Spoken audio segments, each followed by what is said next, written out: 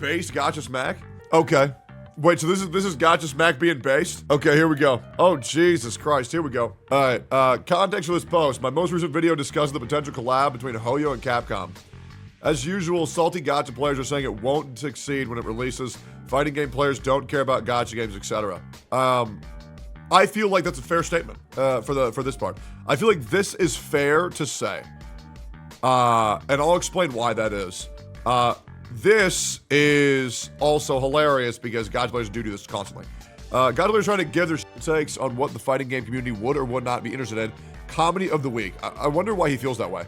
𝙀𝙓𝙋𝘼𝙉 Star Rail won't succeed. Best-selling gacha game the majority of this year. Yeah, of course, we all knew that. People who weren't dum-dums understood this. Wuthering Waves won't succeed. Made over $100 million in the first, or $100 million in the first month, and seeking more enjoyment with overwhelming success. Of course, yeah, we all predicted this. Of course, we all said, but we said both of these things. ZZZ will fail. I have not been saying that. I've been saying ZZZ is going to do great due to the fact that it's a 𝙀𝙓𝙋𝘼𝙉 title. Do we see a trend here? Yes, self-proclaimed experts in marketing, gaming trajectory. Fighting game players don't care about a gacha game. I was literally a massive fighting game player, and before I give a shit about gacha game doing what it was, so was 𝙀𝙓𝙋𝘼𝙉. Yeah, we both got run in. Okay, so that's two people saying we liked fighting games, so that means everybody likes fighting games. This is a really shit take. I'm gonna just keep it a buck. Yeah, so I'm gonna break something down for. Anyways, I'm gonna break something down for everybody real quick. Just in case everybody needs to know, right? Just in case everybody needs to know. All right. So fighting game players, gacha game players. All right. What can we directly infer by these two players? Okay. What can we tell about these two players? Okay. The biggest thing, fighting game players like fighting games. Gacha game players like gacha games. All right. So these are both directly what we can infer. Now, what can we not infer? What can we not infer? Like gacha games. And why is that? Because they're not gacha game players. They're fighting game players. However, fighting game players and gacha game players like fighting games and gacha games. Okay? So what am I getting at here? What am I really getting at here? What I'm getting at is, while we can't directly infer that a fighting game player maybe won't like a gacha game, we also can't know that assuredly, right? We also really can't know that assuredly. Okay, now, we could know that an anime watcher who also plays open world RPGs might like an anime open world RPG. But we can't directly infer that a fighting game player and a gacha game will have a huge crossover. For one, not a fighting game RPG, because there's no similarity, right? Besides, there's combat. However, we don't call fighting games combat games, we call them fighting games, right? But I think the crossover for fighting games and gacha games are so much lower than one might actually realize, due to the fact that there is no proof of concept that gacha game players and fighting game players have a huge overlap. And what I'm saying is, while it might not be a bad idea to advertise a gacha game to a fighting game player, it might not be the most efficient use of your money for the most direct crossover and transfer from both player bases. Does that make sense? Bro, what are we even talking about? What's the downside of this? Genuine question. Using your money inefficiently when you could be advertising better to a demographic that would have a guaranteed better crossover. Hopefully that makes sense, right? So what I'm saying is, it might work. The risk is a lot higher than one might know when you could just be advertising for other genres that might have much easier crossover. So hopefully that makes sense. Yeah, I feel like saying me, and once again, love 𝙀𝙓𝙋𝘼𝙉𝘉 before anybody thinks I have beef with this guy.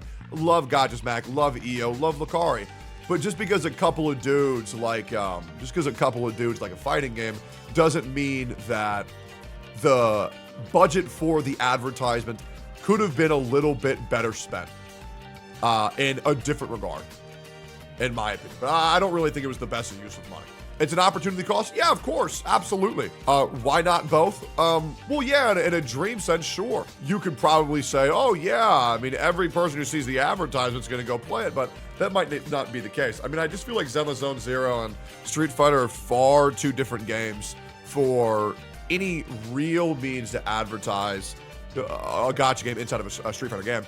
But this is like a long-term history of Hoyoverse making poor advertisement decisions when it comes to specific communities that want to do crossovers, because we all know the 𝙀𝙧𝙋𝘼𝙉𝘿 crossover was a massive flop.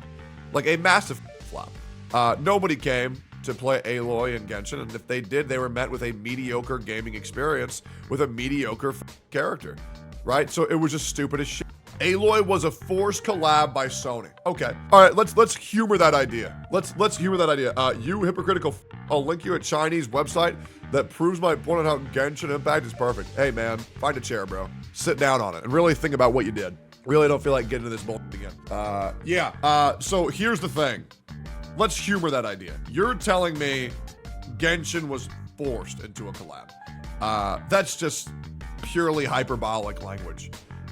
There was no forcing of 𝙀𝙧𝙋𝘼𝙉𝙗 into Genshin Impact. Now, what you could have said is Hoyoverse and PlayStation reached an agreement where 𝙀𝙧𝙗𝘼𝙉𝙗 should be included in the launch due to the PlayStation release, but there's no forcing to an agreed statement.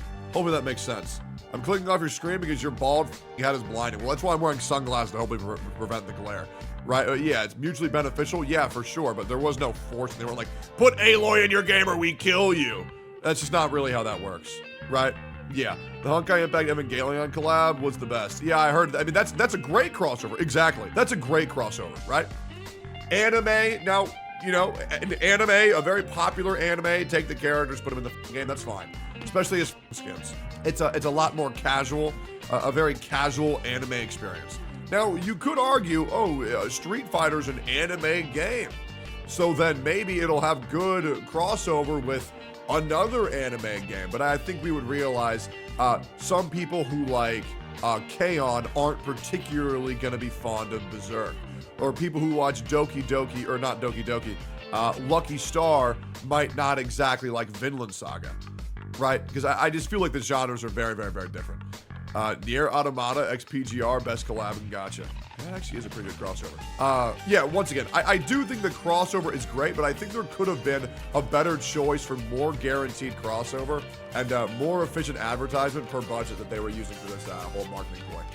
The Legend of Woe has been a pillar of the fighting game genre. Maximilian Dude was even stoked about the Street Fighter x ZZZ collab. For the love of God, stop pretending that you understand what you do not. Stop posting new Gachas IPs because you're assaulted because you can't find happiness in life. You don't have a clue what FGC is interested in because you were too busy beating your small meat to pickles for the past 5 years. Okay. I mean, he's right. A lot of us were beating our meat to pickles for the past 5 years. He's really upset at this. Why is he so upset at this? I mean, I do agree that there's probably an overwhelming negativity about Zone Zero. I mean, I'm gonna be real. I'm gonna play it regardless. But why is he so upset?